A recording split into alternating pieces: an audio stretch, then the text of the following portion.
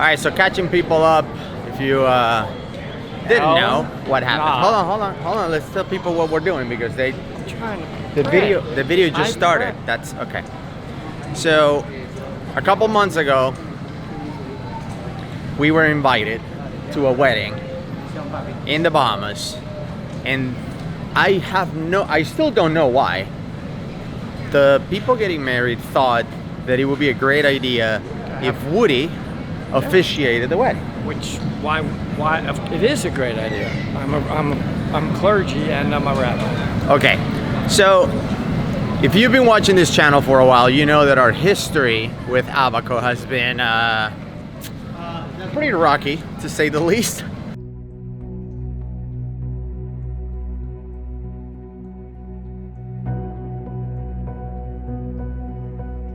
Travel drama, flights canceled, people getting bent, all kinds of shenanigans when it comes to Abaco. And now, today was no exception. Well, but now I have fixed the problem, and let me tell you why I fixed it. Let me be a rabbi for you for a minute, okay, and then I'm going to tell you what the result of this prayer was. But let me just tell them where we are. So we flew from Atlanta to Miami, and 30 seconds after we took off, we got a text message from American Airlines saying our flight to Abaco is canceled, and good luck. Straight up.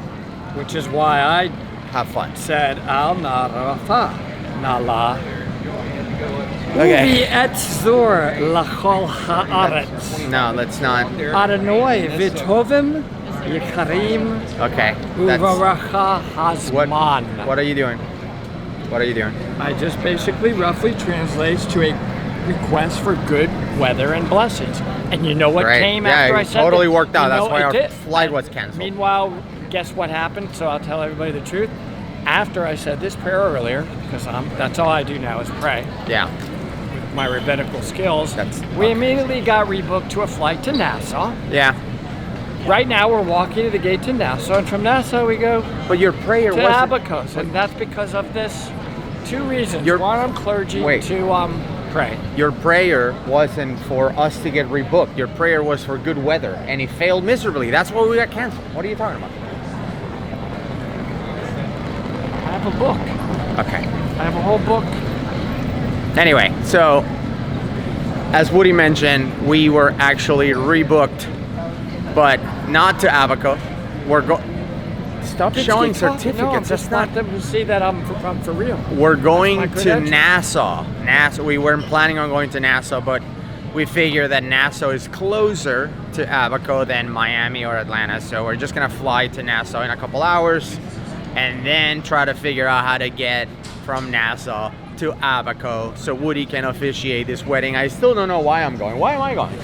I'm not even Jewish. Like, why am I going? I only have one thing to say to end this. Baruch Hashem. What did you just call me?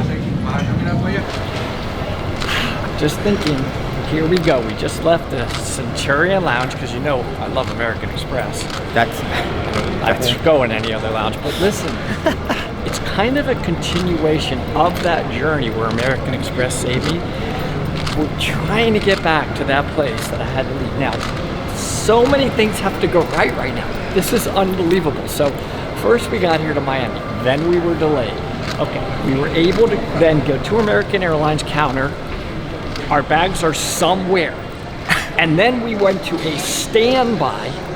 Nope, standby was earlier flight, they said no. And somehow our bags were gonna make it to the standby flight. Now somehow miraculously our bags are gonna get not on the standby flight, but to our scheduled flight, which is like at 5 o'clock, to Nassau, not even to Abacos. Then when we get to Abacos, yes, we have a room booked, and we have an early morning flight on some airline that probably has never had maintenance in its life. I don't even know the name of it, at 8 a.m. tomorrow morning to get to Abaco. But listen, it gets worse.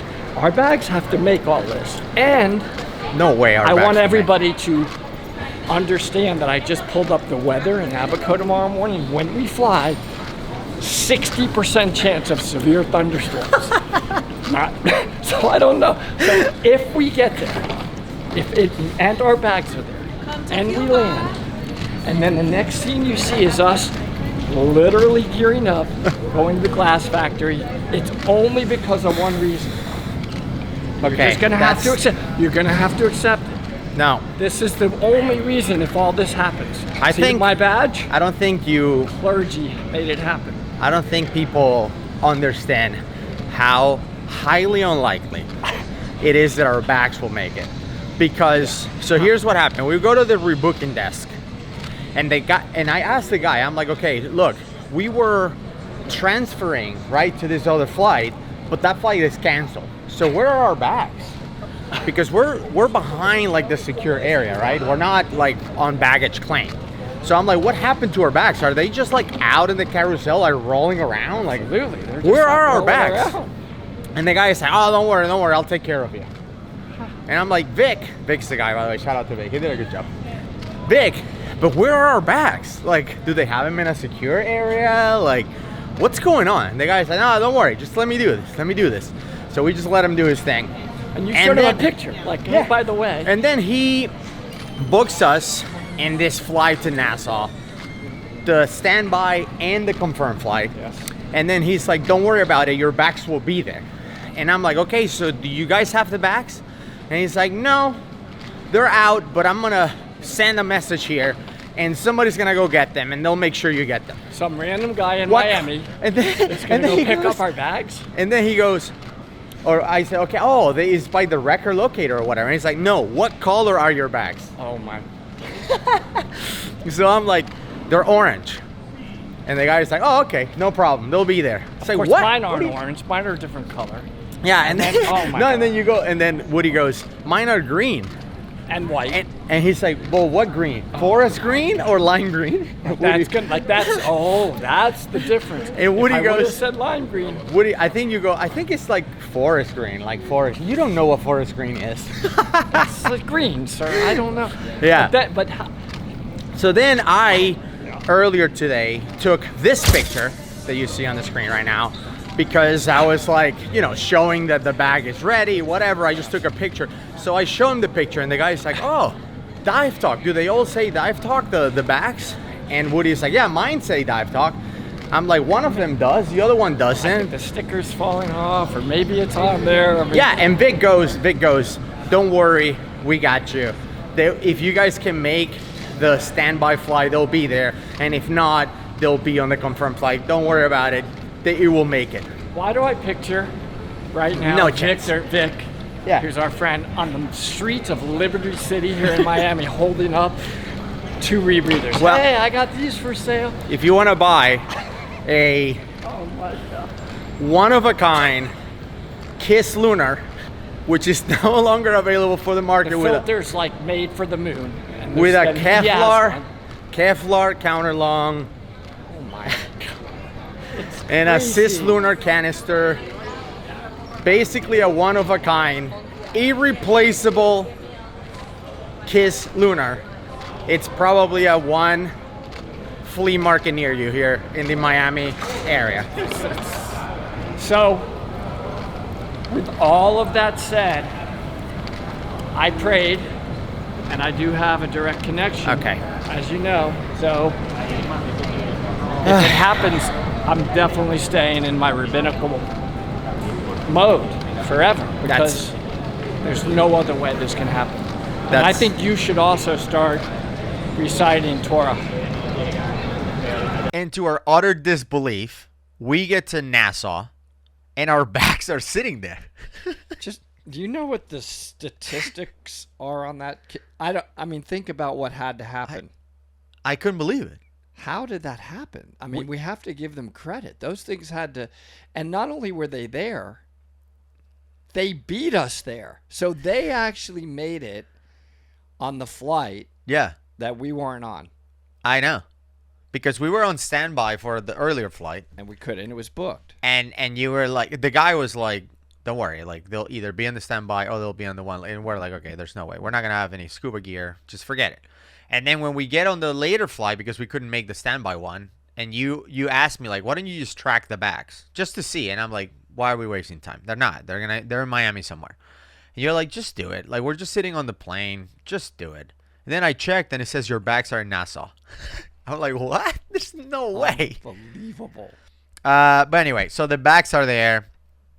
Couldn't believe it. Took a taxi, went to the hotel. Because if the bags, I just want to put it in perspective here. If they didn't make it, once again, there's no glass factory. I know. I just want to put that in perspective. That would have been it. By the way, I'm just letting you know that would have been it, and I would have just it's over. It's over. I wouldn't have wanted to.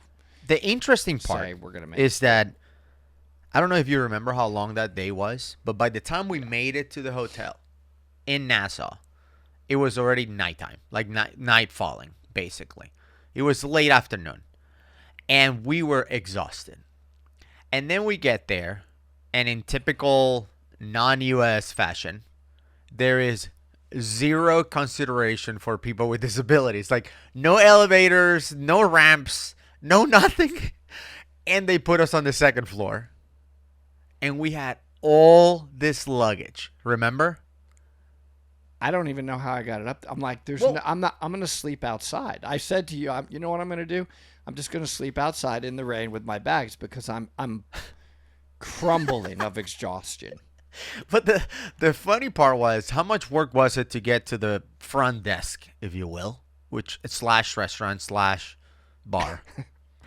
But anyway, we get there to the window where this guy is there. I still don't know where the guy's from. I asked him if he was American, and he's like, no. And I'm like, okay, well, this is where you tell me where you're from. Even that guy is and he's like, I'm a citizen of the world. We could do a separate video on just him. That's how unique he was. It was an interesting. I still don't know where he's from. Vietnam, Afghanistan, and I lived in multiple countries that are no longer countries. Yeah, like what? What are you talking about? I don't know.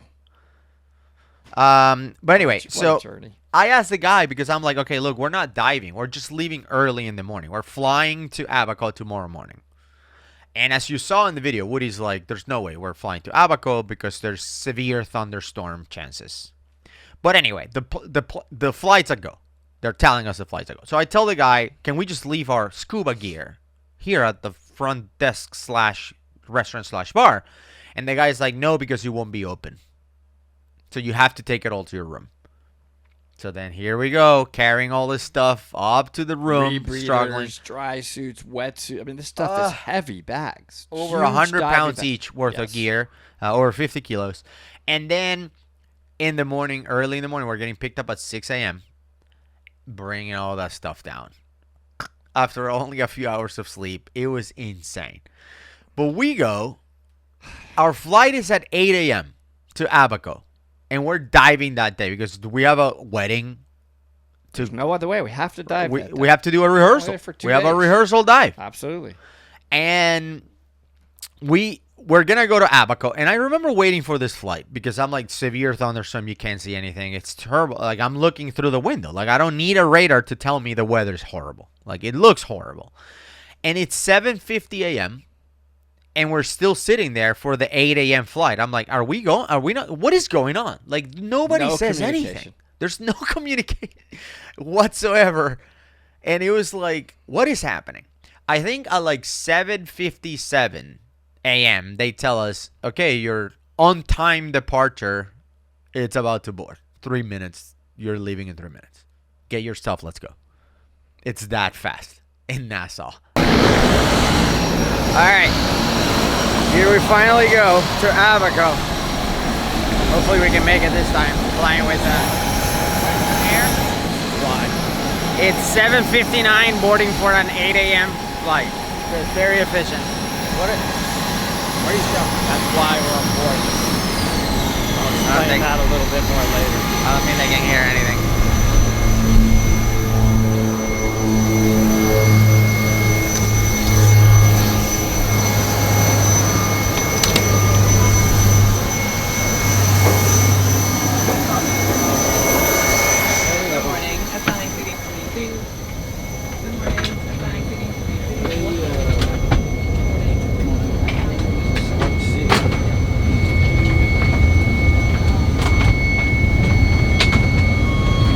A private flight at this point.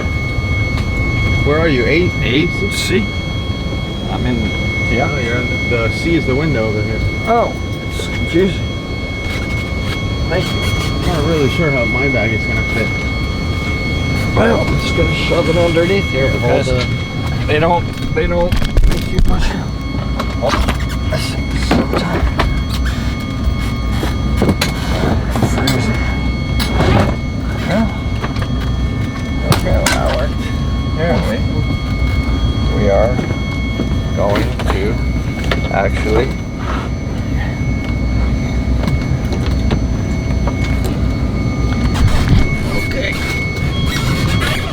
wait a bit. I don't know what they're talking about. Wait a bit. You definitely have closeness in these planes. They don't. We don't have any. Armrest is broken long ago. So We don't have armrests either. nope. That's Seat maintenance is too fancy, you think? completely gone. And looking at Alarms are going on. well, let's see. Let's see what I can.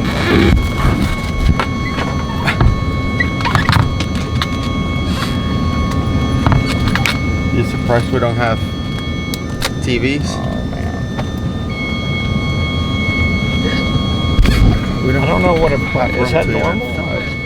That alarms are going Typically, on? when you have an alarm, that doesn't stop on an airplane on jet. Do you think that's It used like to be. Used to be a warning. I don't know. could be like a good alarm? No, I mean it could have Like changed. the coffee's ready. That's like the coffee pot. You know? Do you think we'll have service in this 15-minute flight? When I hear alarms like that, and now that we're going to, I've been hired to conduct a wedding. Pretty simple. Oh my god! Now I have the respect that I deserve. And I'm Did you gonna- order that on Temu? What is that? Don't It disrespect. doesn't even fit. Because things are, you don't want. You need like a child-sized one. And we get on the plane, and you and I are like, "There's no way this thing is going to take off." Like, why? It's insane. Or it will take off, but we're not. We're gonna die. Top Gun pilots wouldn't fly here. Like, they would see that and be like, "No, this For is those too that sketchy." are pilots, it's not VFR conditions. It's not IFR conditions. It's if you go up in this Certain wind death sheared, conditions. Yeah. close to hurricane storm, It's it's CDC. fine, but you're not coming back. CDC conditions. Certain death. Certain death conditions. And That's funny. And I think the pilot just said, just add a few more gallons of gas. We'll be fine. We'll give it a shot.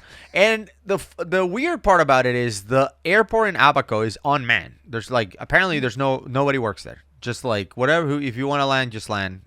Hope for the best. It's like, what is it? It's just so like, I don't believe the journey to get, we haven't even gotten to Abaco. No.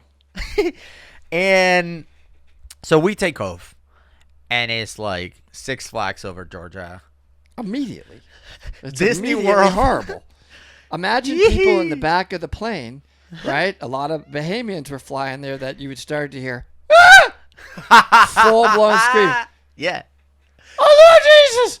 Yeah, Right? They started I know. praying. It was, they started praying, which is fine. Of course, right? yeah. I hear them start to pray. I'm like, I'm not sure we're going to make it. I've not felt a plane. And it wasn't like gradual bumps. I don't know if you remember. They were like, boom, boom, bam. Yeah, no. Like, I think our pilots were, I think they were on a dare. I think they dare each other. Like, I dare you to fly through that cloud. I dare you.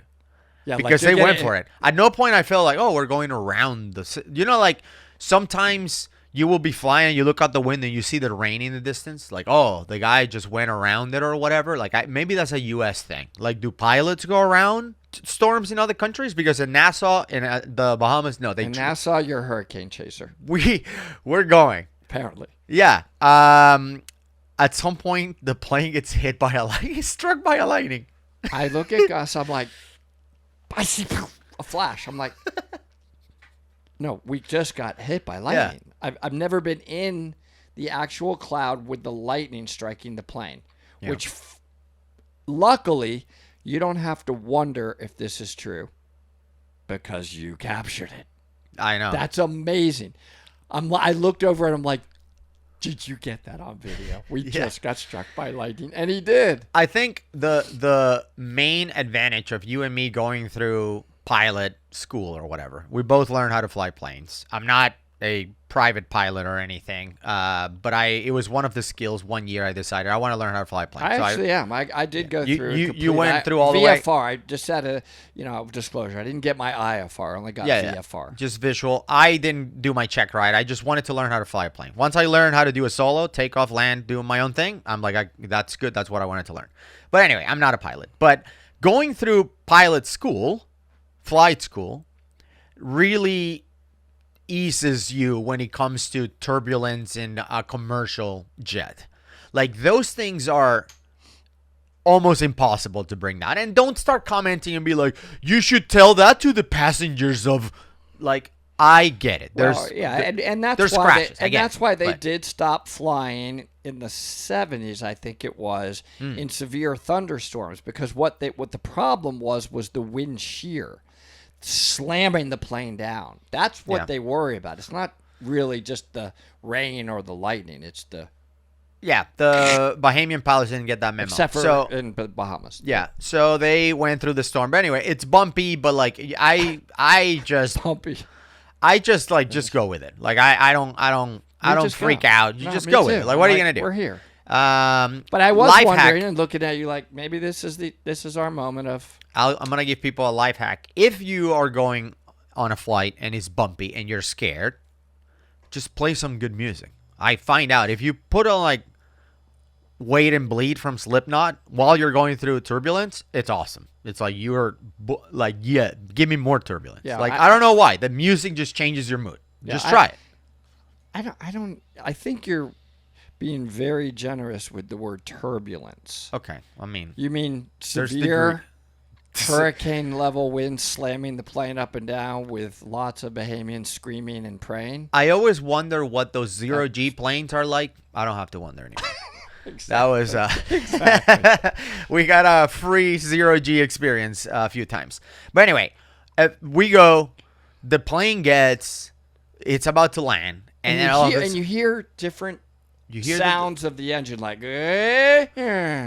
Do you remember that? Oh, this guy's he's gonna do it. Speeding up, no, slowing down. And then I remember saying to you, you can't see anything.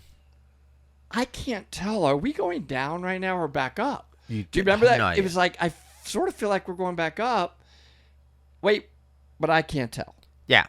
The only indication was the landing gear deployment. So you would hear them deploy the landing gear and you're like, okay, we're about to land. And then you hear, after a while of acceleration and back and forward or whatever they were doing, drifting the plane, then you would just hear they just get back, landing gear back in, and here we go back up.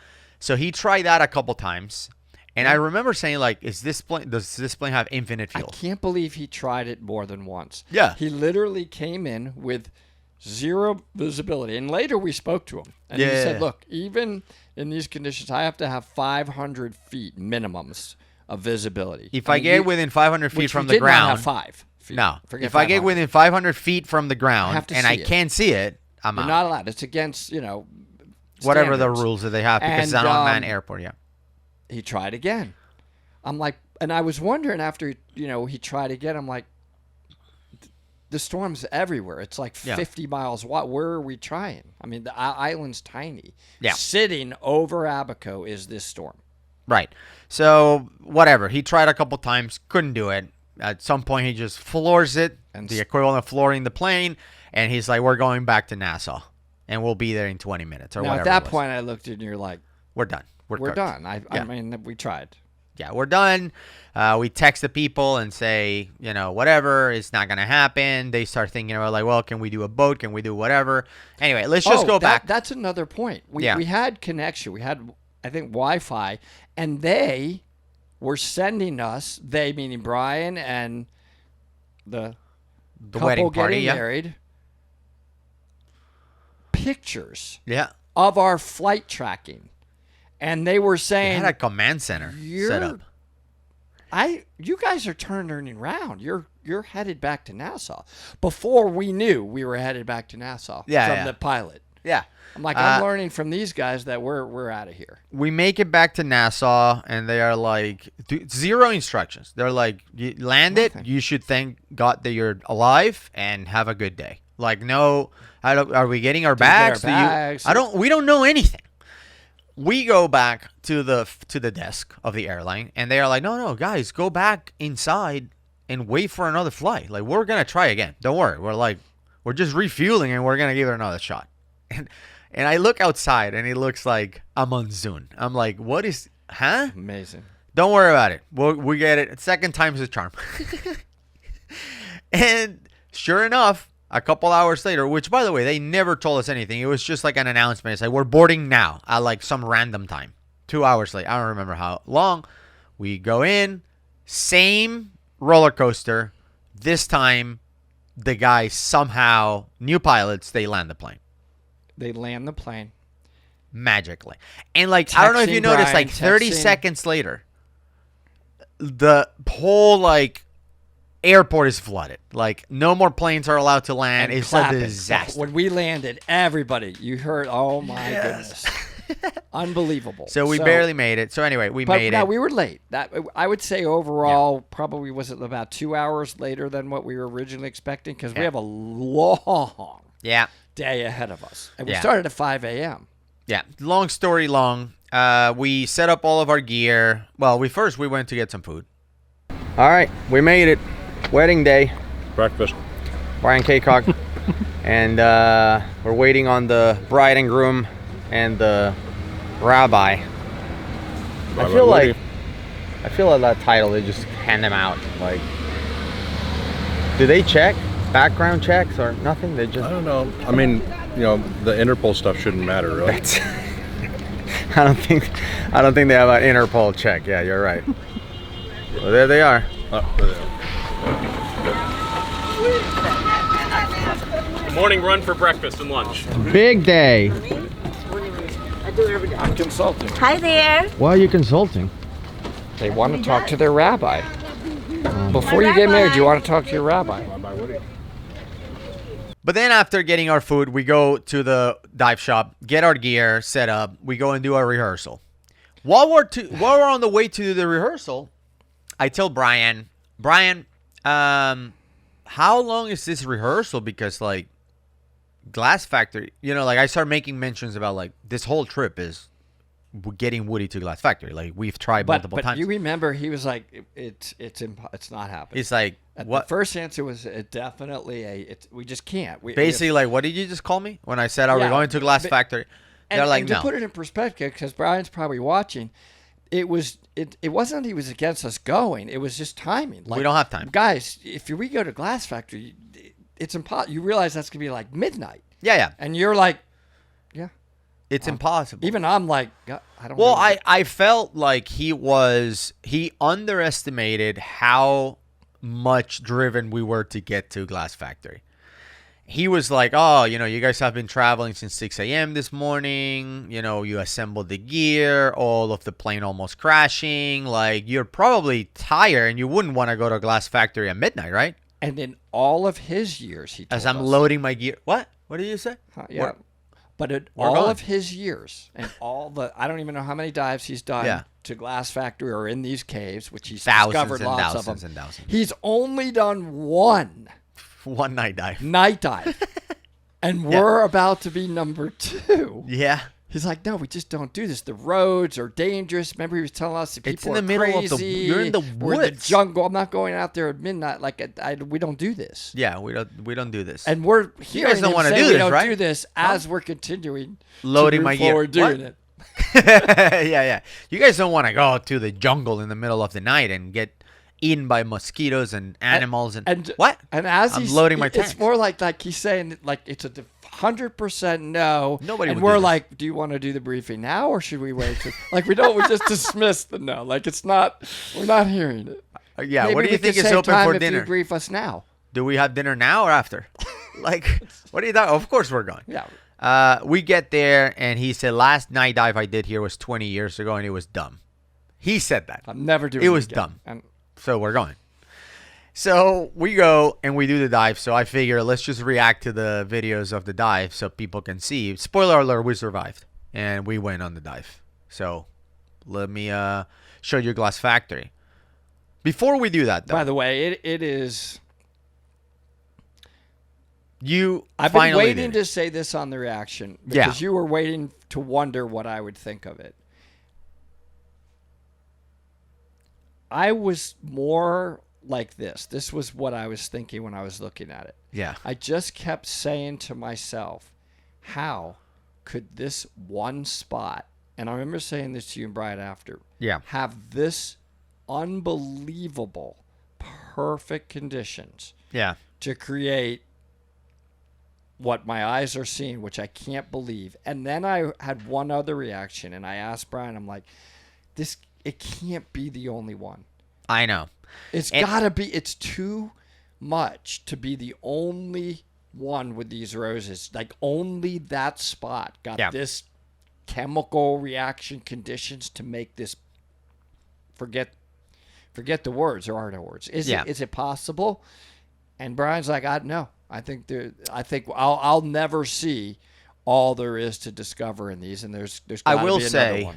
I will say that for people watching this, going to Abaco, specifically to Glass Factory, which every time people ask questions like, what's the deepest dive you had, whatever, every time they ask me what's the best dive, I always say Glass Factory. It's like an automatic response. It's unbelievable. And the reason is not just that the place is amazing and everything you see is like mind-blowing. It's also that you have to earn that dive. Brian won't take people to Glass Factory unless there's a variety of circumstances that make it possible for you to go. Not just your training, the fact you're a cave diver. You can just show up and be like, I'm a scuba diver. Can you take me to Glass Factory? No. Not only you have to be a cave diver, but your technique and your gear all have to be at a level that Brian would say, I'm willing to take you. There really is no room on your back. You cannot be in there. I understand what he's saying now. And I agree. You can't. It's really actually... You have to earn a dry suit. It's. I don't even think that... You probably should do it wet. Funny thing... And I was just going to say one other thing. Yeah. It's also that he gives you a very, very detailed briefing. That's what I was about to say. About all of these different... Now you're going to go up, but then you have to sliver back over a hump and then go... And there's so much... that you don't really, then you're like, I'm about to go in this thing. And he said so many different things, but it does work because when you get to the spot, you're like, oh, now I remember what he said. And he rebriefs you by saying, hey, remember I told you this is that spot. Like he kind of rebriefs you with his hand signals like, I told you about this was coming. That's the whole... like this is that spot where you're going to sliver over.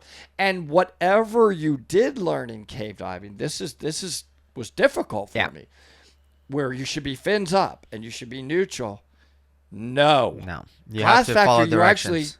Technique is stay on the ground, man, because it's all crystal. It's like a crystal floor, and above you, you can, and you got to almost drag. What I thought was cool is I am rarely in a position where we're going cave diving together, and I've done that already. Like it happened with El Diablo, which people watch the episode, of us going to El Diablo. I've been there multiple times. You've never been there before, so I was excited to take you. Glass Factory is another one of those places where this was my third dive at Glass Factory. It was your first. So as Brian is giving the briefing for the dive, I'm getting excited because I'm going to go in my favorite dive ever for the third time. And it really must You resonate. Are getting nervous. I'm nervous. Because I can see, I'm watching you, and you're like, I don't know, man. No. Like, should I go? The like, briefing is nerve-wracking. Have I earned it? Like, you start second guessing. You do. It's nerve-wracking. I told Brian, I said, I'm really nervous. He goes, I know. Everybody is. Yeah, because Brian will be like, there's a restriction here. If you lift your thing, you will break something that took 1,000,000 years to build by nature. It's if you move a toe, you will destroy this. And you're like, oh, my God. If you don't sliver over this, you're going to get stuck. Your tanks are going to wedge. There's so much of that I'm like, I'm nervous. But I admit when I'm nervous, I'm like, guys, after hearing all of this, I'm definitely nervous. Yeah. Very delicate. You need the briefing. You need the guidance of Brian in there. But some of the things, it's not even just, I know you're going to highlight the roses and all of that, but that one There's several places looking that are over unbelievable. into Yeah. Or how about the pools of the different things on the ground? Like diamonds. I can't. And I don't know. Again, I'm reacting Crazy. to this video live. This is not edited or anything. I recorded about 11 minutes out of the 100 minutes. You can't record the whole dive because it's too much. So I recorded like little chunks, like highlights of it. So we'll react to it live with you guys and see what you think. But anyway, here we are just heading out. What we decided to do in this case is always teams of 2 or teams of 3. Brian doesn't take more than 2 divers at once. So in this case, since I had already done this dive a couple times, I told Woody, you be number 2. That way you're closest to Brian. You can, he can give you directions. But you can see. By the way, I'm already nervous right there. Yeah, the ceiling is full of crystal. Right. I'm like, you don't want to break it. I don't even want to do anything in there that's wrong. So I was already nervous because everywhere you look, it's just like, I can break that. I can break that. Everything. I can break that. Everything. Yeah. If your technique isn't perfect. Imagine if your ADV in here goes crazy and it shoots you up. Here you're going to hit crystal. Yeah. Anyway, So, but you look great. I mean, you know, not just the technique, but the trimming, right? People are like, oh, you guys are idiots. Your tank should, who cares about, okay. Well, here, your tanks, if they weren't trimmed, you would destroy a bunch of crystal that took nature millions of years. Because they're assisting you in staying in trim. Yeah. So this is There's why Brian. He's probably gear is important. This may have been a jump. Yeah, I remember, think this is and then you'll see during part of the dive where he gives instruction, and he told me get low, stay low. This is the whole time low, like touch the ground low. Yeah, because the ground doesn't have any crystal. You can see that it's just rock, and there's no silt either. So that's why Brian is like, look, you can touch the bottom. The bottom is just rock. You're not gonna silt the place out. He told us in the briefing, you're not gonna grab the bottom and hold the bottom. Yeah. Many times. Yeah. So I did. Yeah. However, you're not like laying your tanks on it. You're just kind of hovering without hitting the top and hitting the bottom, which is great. I was just nervous. I didn't know what to expect. What's next, and waiting on him, and just don't want to do anything wrong. So you see Woody dropped a cookie here or a marker to basically show the exit side. So when we come back in this jump, the orange line is the jump. We have a guideline to the exit. If something happens to Brian, he would just know that, okay, I have to make a left because that's where my cookie is. So I dropped one of mine. This is an expedition one. It just says G16, but I knew that was mine, so I knew where to go. Do you think by now, being that this was your third one, Gus, you kind of knew where you were going? Is it everything looks familiar, but I don't think I would be able to lead a dive. Like, oh, let me just take you to a glass factory. You wouldn't have known that to put that jump in there. That's what I'm saying. No. Okay. No, but as soon as he did it, I'm like, oh yeah, I remember this.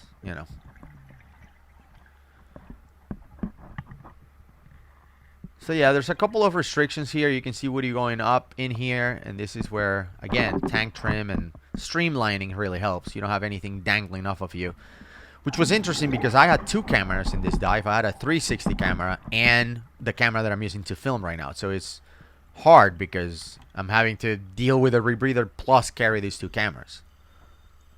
You okay? I'm okay. And by the way, you notice I didn't signal him okay. I think in this case I nodded with my head like, yep, I'm good, because I'm holding cameras and stuff. I don't want to mess the recording. Okay, so that was video number 1. Let's go to number 2. I mean, I'm nervous again. Look at this. These are draperies. Oh, this thing was incredible. By the way, he is not touching that. Yeah. That's how clear it is. His fingers are behind it. He's not touching it. Yeah. Look at that. It's unbelievable. You can see through them. So much crystal everywhere. It's amazing. So if you have sloppy technique, he's counting them. You would destroy that, and that would never be rebuilt. Because in order for this to grow or be built, the cave has to be dry, and this has to leak over thousands of years. And you saw even Brian just then touched the ground and pushed himself back. Like, there was a lot of briefing of grab the ground and hold on. Yep. So here's another example of a pool of crystal. That pool is unbelievable. Yeah. Look at those pools. The light, I almost wish I would have not shined my light at it. Yeah, the camera. light saturates the sensor or whatever. It is. But I do a couple of close-ups without really touching it, but close enough for you guys to see that this whole thing right here is crystal.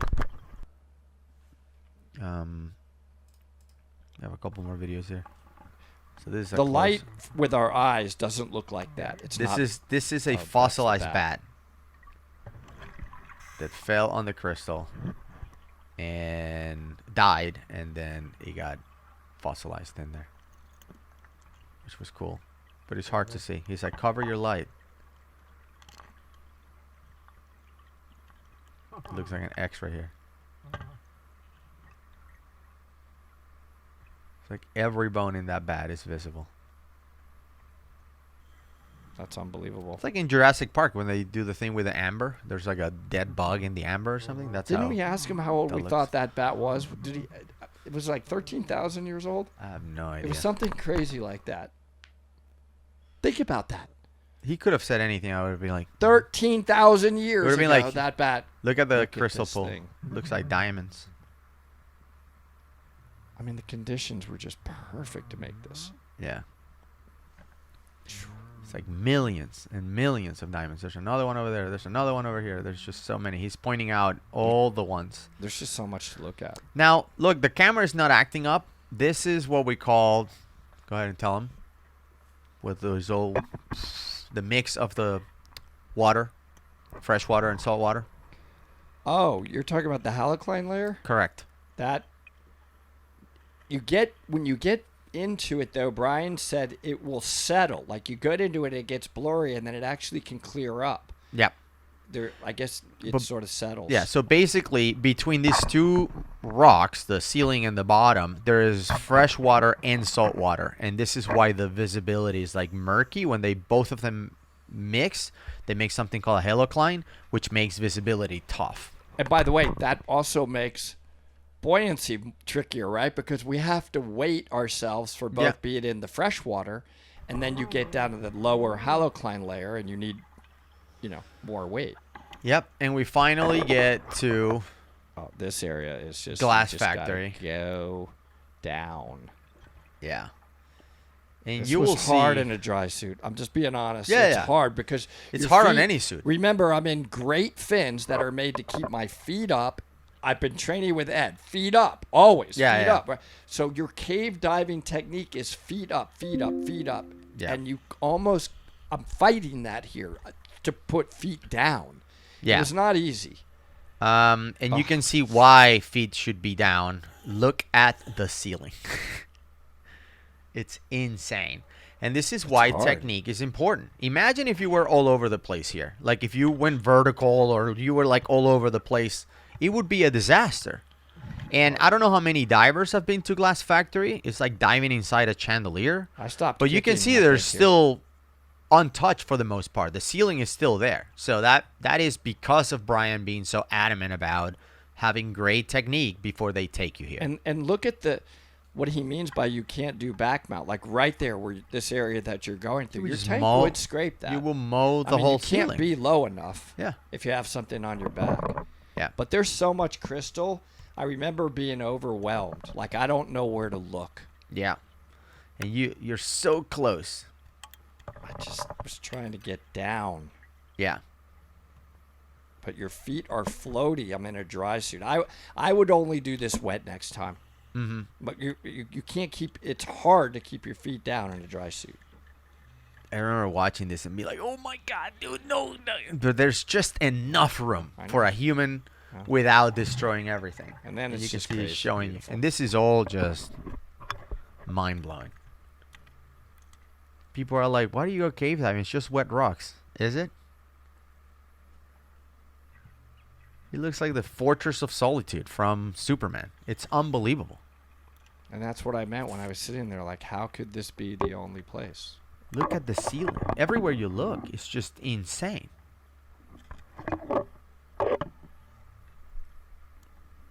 There's just so much crystal that you just don't know where to look. Exactly. Honestly. You don't know. It's everywhere. And everywhere you look, it's insanity. But can you imagine the first time they pop in and they're like, what did we just find? Yep. Look at this. Look at that. Yeah, this is me aiming to the ceiling. I just wanted to show why we stay low. Everywhere. And all of that stuff that looks like liquid nitrogen up there is just air. Trapped air from divers in the past. Everywhere. So I'm just literally army crawling here on the floor. Yeah, you have to. Because I'm trying to stay away from the ceiling. That's the roses. Yep. So here on the right-hand side, you see they call the roses. They're like flowers that are coming down from the ceiling. They're right there on the right-hand side. And I think I could close it at some point and show them. So this is Brian telling you, like, stay down, stay low. I'm telling you, man, I would not do this in a dry suit ever again. At some point, I grab them. Look at the roses. I'm just like turning my head to say, I'm almost afraid to look at it. Yeah, exactly. It's just not a whole lot of room. I mean, you're not a big guy, and there's still just not a whole lot of room. You don't want to move your head. You just. Yeah.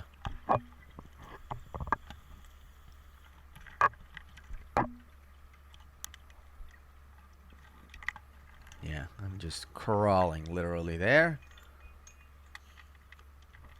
Is that you? I think you wanted to give you a good camera view. Yeah, come closer, and I just come closer. Stop. Definitely don't go in there. Yeah. So then you just see. And by the way, there's a lot of crystal all over on the ground that looks like it had fell off. They didn't, and Brian said that's just natural. That was there. Yeah, look at those things. Yeah.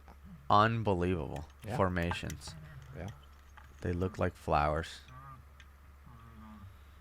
coming out of the ceiling. It's amazing. You know what's cool, though, is you never know how heavy the crystal is until he hands it to you. Because there's some parts where the crystal is broken, like a stalagmite or a stalactite. It's broken, and then he'll just hand it to you. He'll just be like, here it is. And he just hands it to you, and you hold it, and you're like, whoa, this is way heavier than I thought. It's like gold. Have you ever held gold? It's just heavier than he looks. And how about those little ones on the ground that he would pick up and do this with a lot? Like he kissed it like a mini little rose. It almost looked like a sculpted piece of candy. Unbelievable. You know what I'm talking about? Yeah. There's like 3 or 4 of them that he would pick up, and I mean they were on the ground. So yeah. And he would put it right back where it was. But I mean, he would be like, well, and he will show you this. This used to be in the ceiling and fell. Kiss it. Yeah, and fell over time. But I for some reason, I'm hoping you got it. I'm still amazed about what I saw when you go over this ridge and he brings you in there. He has to like back you out of there, by the way. He has to like pull you. Yeah. And I look in there where he goes, look in there with your light. And I look in there with my light, and I'm like, mind blown. I don't know what to say about it. That's like a surprise of this It's place, the one area where they're like... I will tell you, this is a surprise. If you go there and you want to be surprised on the way out, you're going to be surprised by that. Yeah. I was. It's the one part in the briefing where he's like, I'm not going to tell you what you're going to see. Just come and look and just You can't look. Because the briefing it's silly. It can't describe. I can't really describe it. It's amazing. Because I looked in there and I'm like, yeah. I don't know if I've ever seen anything this beautiful. I know. Don't. So the dive was over. You know, we did Glass Factory. Looking into that, Rit? Yep. But I filmed that with a 360 camera. But you have it. We're showing it with a 360 camera. I don't know if we're gonna be able to show it or if we need to share a 360 video just separately. If you guys want to see that, it's unbelievable. But yeah, but I'll give a link at the end so you guys can take a look at it. And by the way, this was a long dive. 100 minutes, 101 minutes, I think. Yeah, I mean you're in there for a while. Yeah, and then so anyway, we finished the dive and it was like 1 a.m. or something. It was super late when we were done, and we come out and there's like a party of frogs. Remember how many frogs were there, like jumping on your head? Like, what is going on? Everywhere. It's like they all came out for a rave, the frogs, and we get out, we pack up our stuff, we go, and then the next day is the wedding. which I'm not gonna include the whole video of the wedding because it was, it's a wedding. It was a long thing, but I'm adding some highlights so people can see kind of what the wedding was like. It was two parts. We had a land, cool. just to explain. We had a land part, a ceremony, which there's no reason to play that whole thing. You could put a couple parts of it, and then the main part of the wedding ceremony, the main Jewish traditions of the ceremony were underwater, which is mind-boggling, which you'll see in the video. That's the part that's worth watching because I think we all believe it's the first and one and only, certainly underwater Jewish cave wedding. For sure. That was first and probably I would say only last. ever. And last, I'm available, by the way, for underwater Jewish weddings. Underwater cave Jewish weddings. That's a very, very, very niche market. I don't know if it'll have to be cave, but underwater Jewish weddings. Still very niche. But one thing I will say is, we get questions whenever we do lives and on the channel and when we meet people out. And they ask, one of the questions that we get is, what's your favorite type of diving? Now, you have a very politically correct answer for this. You're always like the next one or something like that. One of your answers like, I never pay attention. Well, because I'm not like you. I want people to feel special on the dive that I'm with. That's not right. No, I'm saying I know you don't. I make people feel special by answering truthfully, which is my favorite dive is the dive where there's a mission. There's something to do. There's a task. Yeah. We're going in to lay line. We're going in to drop we're going. You like whatever. Torture work and I like that there's a mission. We're gonna go and find something. I need you to carry this 50-pound bag while you're strapping another tank on. Awesome. Sounds great. So if there's something to accomplish, I'm in. I love it. My least favorite dives, which I still love, doesn't mean that I don't like them, but my least favorite dives is when let's just go in and do nothing, like look at fish and have fun. Like, okay, like I'm still gonna do it. I love it. Okay, well, I love that. Well, but it's not my favorite. My favorite is there's something to do. There's something to accomplish. Even if it is we're gonna go and we're gonna hit 4 wrecks in this dive. Great. That's my mission, to find these 4 wrecks, and those are my favorite dives. So this dive was special because there was a lot to do. My job was to film the wedding, help out with the setup, help Brian, work with Brian. I had the opportunity to be his dive buddy, setting up the lights and like all this stuff. Like, I really enjoyed that, which became very special because at the end we went to this dinner after we were done with the wedding. We went to this dinner to celebrate, which was great. And I will say, man, you were the worker bee. Cameras, carrying stuff, placing stuff. Loved it. So we go to this wedding. I gotta bring this up because it was one of the highlights of the trip. We're at dinner at this beautiful country club, yacht club, delicious, only club in Abaco, and the food was way better than I thought. Was it good? Way better than I thought. By the way, the food at the airport, where you had the burger and I had the hot dog, outstanding. I'm craving that burger again. I would fly to Abaco just to eat at the airport. It was amazing.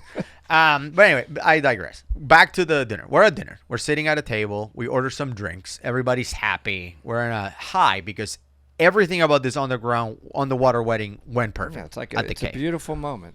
We didn't break anything. We were all almost all of us getting recognition. And then T, the bride, she almost breaking down. Like she was holding it together. She's beautiful. Like, she holds your hand. Woody, you don't understand how special this moment was when we asked Brian, who was their cave diving instructor, when we asked Brian if he knew any Jewish cave diver who would be willing to marry us, blah, blah, blah. You know, he said you, and then you were so great, full of grace and touch our lives, the world. She was crying. She very emotional. Then I was crying. She turns to Brian. Brian, you were sitting right next to her. Brian was sitting in front of her. Brian, none of this will be possible without you. Absolutely. Not only you're the guardians of the most beautiful caves in the world, but you're a gift to the world of diving. our lives guy. are so fulfilled. Yeah. Like she goes in for like 5 minutes Brian just praising Brian. We got a lot of Brian, who is not super emotional, he's like getting choked up. Like, wow, guys, thank you so much, or whatever.